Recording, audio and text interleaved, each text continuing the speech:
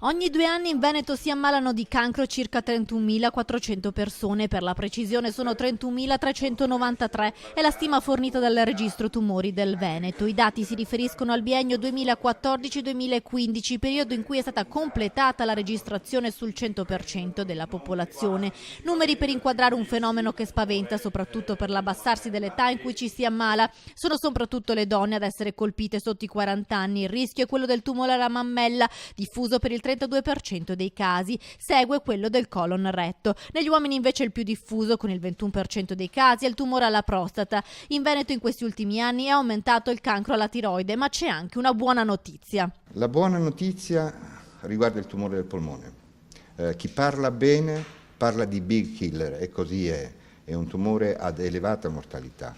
Esso ha un trend in diminuzione e di questo possiamo ringraziare i mutati stili di vita. Ma a preoccupare la popolazione sono i rischi dovuti all'inquinamento atmosferico. La mappatura del Veneto inoltre include l'area rossa interessata dall'inquinamento da PFAS. Le zone della popolazione coinvolte sono state rimodulate. Non troviamo situazioni di allarme rispetto alla popolazione generale del Veneto.